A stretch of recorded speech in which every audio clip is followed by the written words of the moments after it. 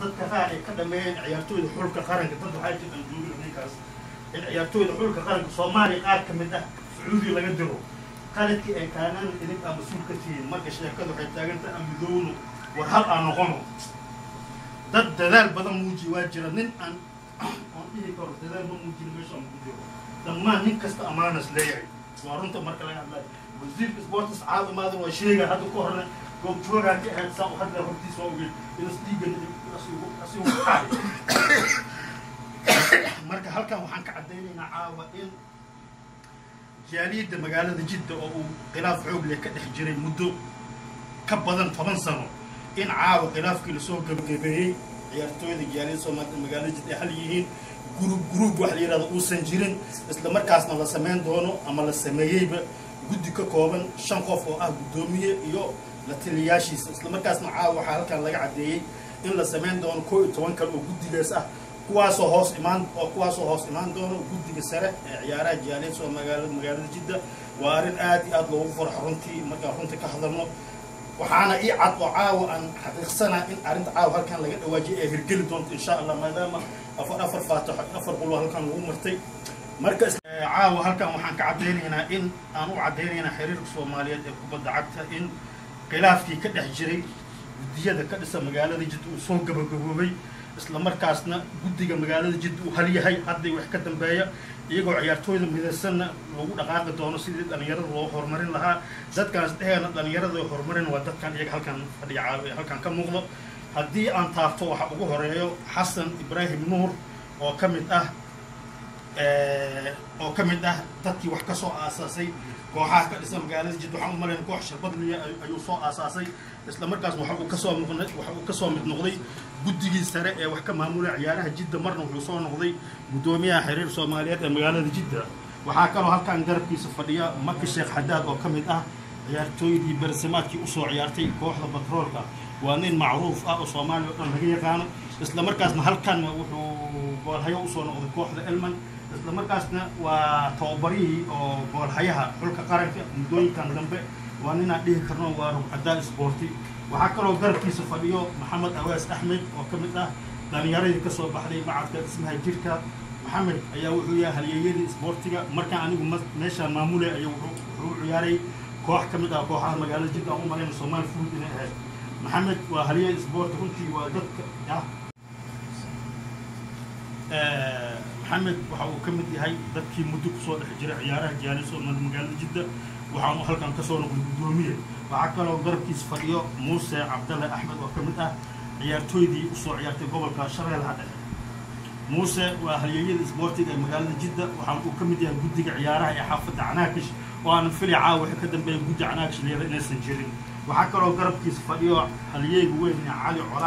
علي محمد عراد علي باشي وكمد عيارتوي دي هروسو عيارتي kooxda Muqdisho iyo kooxda Jenya ee kubadda kolayga Ali waxaan ii karnaa wuxuu ugu horeeyaa halyeeyada sports markaasna waa ninka isku xira madaxda markay dibadda ka timaad han noqdeen madaxda Soomaaliya ama sportiga ama madaxda saraba iyo ciyaartooyda jaaliyadda magaalada Jidda dhowr jeer ayuu wuxuu soo qabtay xulka qaranka Soomaaliyeed ee magaalada Jidda Ali waxaan ii karnaa waa aabbaha sportiga magaalada Jidda waxaa kaloo halkan fadhiyo Yacquub Axmed Maxamed oo kamid ah ciyaartooyda hore ugu soo ciyaartay kooxda Waxool iyo Batroolka يعقوب waxaan odan karnaa waa rugcada isboorti bilsamaadkii san soo sheegnay wuxuu soo ciyaar Batroolka iyo kooxda Waxool Yacquub haatan waxa uu yahay gudoomiyaha xulka qaranka ciyaaraha jaaliyadda Soomaaliyeed ee magaalada Jidda Yacquub waxaan oran karnaa waxa uu kamid yahay aabayaasha isboortiga jaaliyadda Soomaaliyeed magaalada Jidda halkan waxa kaaga muuqda oday aan dhihi karno odayaasha waxa uu kamid yahay ugu da'weyn inkastoo isqarinayo Axmed Caan Axmed waxa uu kamid yahay ciyaartooyda jaaliyadda Soomaaliyeed ee magaalada Jidda isla markaasna waa ninka ka dambeeya isku xirka ciyaaraha Afrikaanta markii taariikh dib ugu noqono ee jaaliyadda Soomaaliyeed ee magaalada Jidda ilaa haatan waa uu kamid yahay taasna iyada waan ugu mahadcelinaynaa halkan waxaa fadhiya Awaas Amiin Cabdallah Awaas Cowboy oo aniga aan siiyay darajada Marshal sababta Marshal uu siiyay waa garan kartiin waa darajo ugu sareysa muddo soo wada shaqeynay waxa uu ahaa gudoomiyaha ciyaaraha xaafadda Canaakish isla markaasna haatan waxa uu yahay gudoomiyaha ciyaaraha jaaliyadda Soomaaliyeed ee magaalada Jidda ayuu ku magacaabay yahay asoo warqad ka haysto consulate Soomaaliyeed ee magaalada Jidda Awaas waxa uu kamid yahay aabayaasha isboortiga jaaliyadda Soomaaliyeed ee magaalada Jidda Cabdi Xakiin Cabdullaahi ayaa waxa uu ka mid yahay dhalinyarada haatan u istaagtay sidii loo horumarin lahaa ciyaaraha jaaliyad Soomaaliyeed ee magaalada Jidda. Cabdixakiim waxaan ku aqaanaa waxa uu ka mid yahay dadka qabanqaabiya koobabka gaar ahaan Sacuudiyiinta ee ciyaaraan haatan wuxuu si toos ugu soo biiray ciyaaraha jaaliyad Soomaaliyeed ee magaalada Jidda. waxaa kaloo dhinaciis fadhiyo Jamaal Maxamed Cali oo ku magac dheer Jamaal Jesto. waxaan iskala soo ciyaarnay kooxda Sud Bilay isla markaasna Jamaal waxa uu yahay gudoomiyaha tababaraha iyo kabtanka kooxda Sharbadle oo iyadana dhihi karno waxa ay ka mid yihiin kooxaha ugu cadcad ee magaalada Jidda. waa halyeey sporti waxa uu ka mid yahay oo ku magacaabi karnaa aabayaasha sportiga ee jaaliyad Soomaaliyeed ee magaalada Jidda. Cumar Xuseen Maxamed waa gudoomiyaha kooxda Banaadir. in muddo ayuu wuxuu kusoo jiray uu dadaal usoo galay kooxdan Banaadir sidii ay magac ku yeelan lahayd isla markaasna waxa uu ka mid yahay ragga ugu sabarka badan marka la fiiriyo ciyaaraha jaaliyad Soomaaliyeed ee magaalada Jidda. Cumar arrintaas waa ku mahadsan yahay isla markaasna waxa uu ka mid yahay dadka markasta u taagan sidii loo horumarin lahaa ciyaaraha jaaliyad Soomaaliyeed ee magaalada Jidda. halkan waxaa fadhiya oday sporti Qaasim Salaad Xamarow waxa uu ka mid yahay ciyaartooyii hore ugu soo ciyaartay gobolka Hiiraan isla markaasna Soomaaliya magaalada Muqdisho waxa uu soo ciyaaray kooxda Qotobaarka ama gaadiidka Nawalka u yaqaan. Qaasim waxa uu ka mid yahay guddiga ciyaaraha ee xafada Canaaq inkastoo caawa guddiyadaas la baabiyay wuxuu dadaal dheeraad u soo galay sidii xulka qaranka soo jaaliyad Soomaaliyeed sare loogu qaadi lahaa isla markaasna Qaasim waxa uu ka mid yahay halyeeyada sportiga jaaliyad Soomaaliyeed ee magaalada Jidda. dhinaciisa waxaa fadhiyo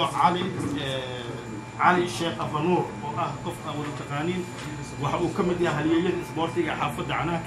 isla markaasna waxa uu soo saaray kooxda marka Star. Cali waxa uu ka mid yahay halyeeyada sport isla markaasna wuxuu harxay iyo habeen buu ku mashquulsanaa sidii ciyaaraha jaaliyad Soomaaliyeed tan xulka qaranka sidii kor loogu qaadla oo loo horumarin lahaa. waxaa kaloo dhankan fadhiyo halyeey weyn oo sportiga magac ku leh Maxamed Cusmaan Xuseen waxa uu ku magac dheeray Mosman dadka qaar waxay u yaqaaneen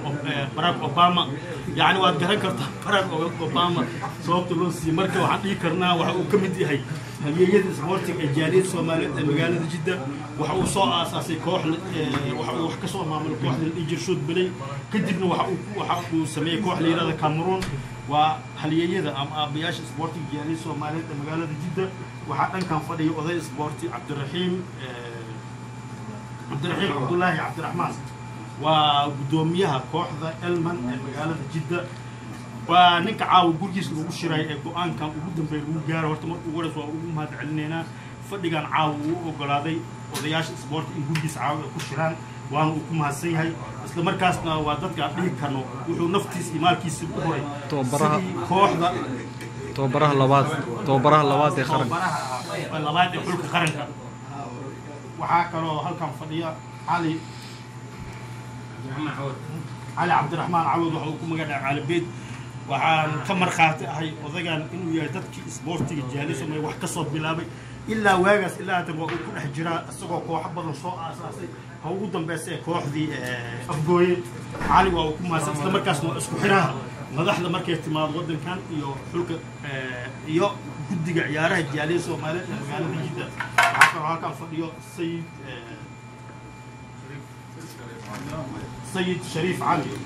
waxa uu ka mid yahay dadkii wax ka soo aasaasay kooxda Elman ee magaalada Muqdisho isla markaasna wuxuu u soo ciyaaray kooxda Munushibi ama Muqdisho nin kasta sidoo u yaqaan. Sayid markuu Sacuudi yimid wuxuu kaloo u soo ciyaaray kooxda Elman ayuu wuxuu ka mid yahay dadkii wax ka soo aasaasay. waa ninka aan dhihi karno caawa wuxuu mas'uul ka yahay fadhigan ee la sugin halkan isla markaasna baryahanba soo waday sidii guddiga ciyaaraha jaaliyad Soomaaliyeed magaalada Jidda loo mideyn lahaa. runtii waxaan dhihi karnaa arrintaas iyada waa lagu guuleystay waana uu ku mahadsan yahay. waxaa kaloo isla markaasna waa gudoomiyaha dib u heshiisiinta. waxaa kaloo halkan naftirkay horteeda taagan Xusni Orolejo oo ka mid ah ciyaartooydii hore ee gobolka Shabeellaha Hoose isla markaasna Xusni waxa uu ka mid yahay halkan horteeda waxaa taagan Xusni Orolejo oo ka mid ah ciyaartooydii hore ee gobolka Shabeellaha Hoose. Xusni markuu halkan yimid wuxuu wax ka soo maamulay ciyaaraha xaafada Canaaq isla markaasna waa gudoomiye ku-xigeenka xulka qaranka ee jaaliyad Soomaaliyeed ee magaalada Jidda. Xusni in muddo waxa uu ku mashquulsanaa sidii ciyaartooyda xulka qaranka ee jaaliyad magaalada Jidda loo horumarin lahaa. Xusni arrintaas iyada waa kaga mahadcelinaynaa. inaan halkan caawa ka cadeeno waxaa xusubna inaan caawa halkan ka cadeeno in gudoomiyaha ciyaaraha jaaliyad Soomaaliyeed ee magaalada Jidda uu yahay la isku raacsan yahay Awees Amiin Cabdalla Awees Cowboy isla markaas wuxuu Awees raali ka yahay haddii guddiga go'aan ku soo gaaraan in uu asagoo raali ah warqadda uu haayo uu ku wareejinayo Awees arrintaas iyada waa kaga mahad celinayna runtii dadaal dheeraad ay sameeyay tanaasulaad badan ay sameeyay waadna mahadsantihiin waxaa kaloo halkaan waxaa kaloo halkaan ka muuqdo nin aan dhihi karno waa daaci isla markaasna waa ciyaaryahan waa Cabdalla Sheekh Sabri oo ka mid ah ciyaartoydii hore ee kooxda wuxuu hore ugu soo ciyaaray Saabsan Diyaasay gobolka Shabeellaha Hoose isla markaasna wuxuu dhowr sano ka soo ciyaaray dalka Yemen haatan markuu halkaan yimid waxa uu ku beeray kooxda Ilman wuxuu ka mid ah dadka wax ka soo saaray Cabdalla waxaan dhihi karnaa waa daaci marka laga hadlayo dhalinyarada isboortiga waa shiikha kaliya aan ku dhaarano oo dhinaca diinta noo qaabishan Cabdalla haa halkan ayuu goobjoogkiya wuxuuna marqaati ka yahay heshiiska caawa halkan lagu saxiixay ugu dambeyntii waxaan u cadeynayaa xiriirka Soomaaliyeed ee kubadda cagta gaar ahaan Cabdiqani Saciid Carab waxaan ku cadeynaynaa in caawa halkan shirka ka dhacay uu yahay mid guul ku soo dhamaaday isla markaasna waxaan ku cadeynaynaa in guddi ama afar guddi ayaa jira hadda ka hor waan ku sheegay habeen in afar guddi ka badan bay jiraan waxaan ku cadeynayaa laga bilaabo saacadan in afar guddi wax la yiraahdo aysan jirin ciyaartooyda ama guddiga jaaliyadda Soomaaliyeed ee magaalada Jidda waa mid adigoo mahadsan waan ku salaameynaa mahadsanid